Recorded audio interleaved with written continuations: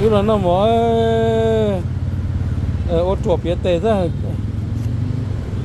tụi nó bỏ cái ngoài cái pháo thì cái là vô không được nữa rồi chết tê vào đâu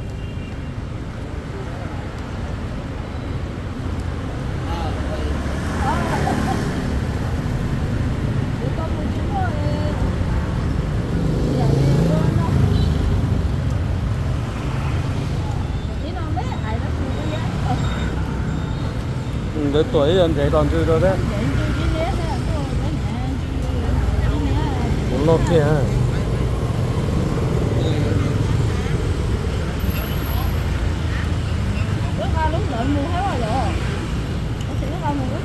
lúc chỉ muốn trẻ rồi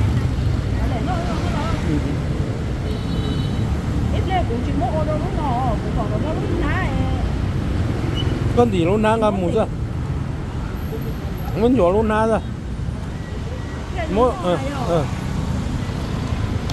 cái gì chập rồi liền cái gì chập rồi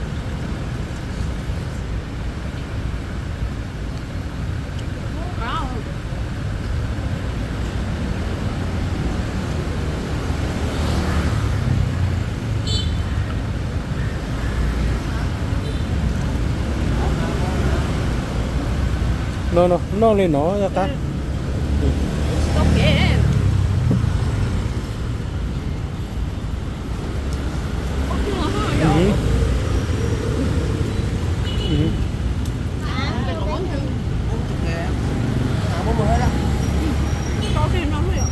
no lại lại làm mua nó để cho con là to con lắc thường nó rồi đấy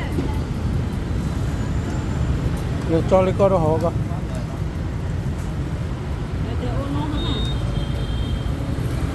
thì thầy lỗ cá đã tàu à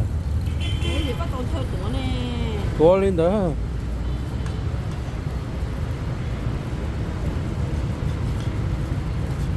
cho được chế còn đỡ rồi luôn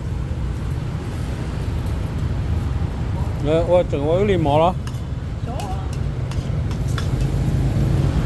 con này là gì khổ con này là nó tập cá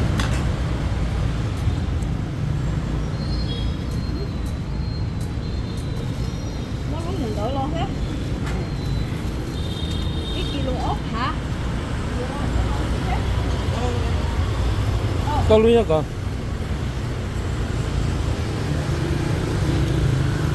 có gì nha cái này là cái gì vậy anh?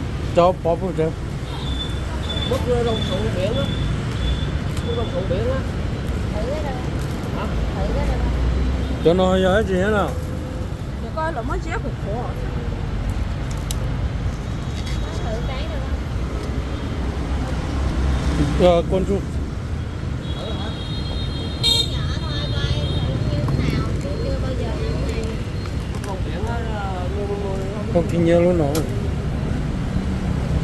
nó con thịt cá này nhờ có xài lúc còn nè đúng như này đúng như vậy đúng gì ok nó lụt cá luôn nó không để đâu thịt cá làm chắc nó câu vậy á, nấu ra. Đây là 90.000 một ký á. Bao nhiêu một hộp? 10.000 á. 10.000 một ký. tiêu hả thôi tiêu chị ơi Đáo rồi vậy. Bao nhiêu cho nấu? Không ra nó cho 20.000 ký. Ăn nó thơm thơm. Phải nhiêu là nó chắc nó cái nó tặng cái nào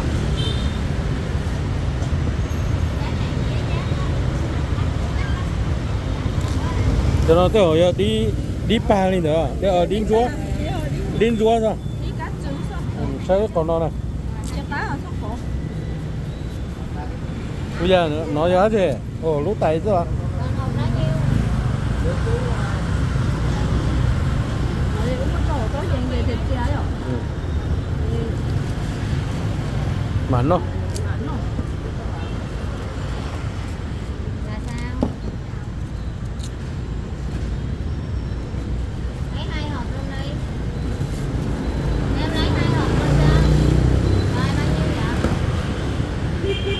cho nó cũng tốt cái khỏi cái như bao giờ đây còn bác mà nó bánh chưa phép con chưa là ra mua bây giờ chưa bác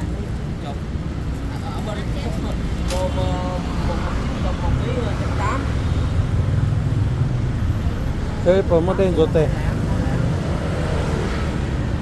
để trốn lại này á được khá to được khá ta là nửa lúc tài gặp bọn trẻ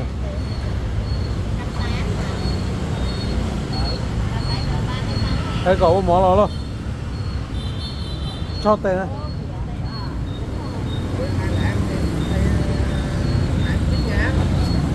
Ủa, là 1 ký rồi 1 ký 90. Ký 180.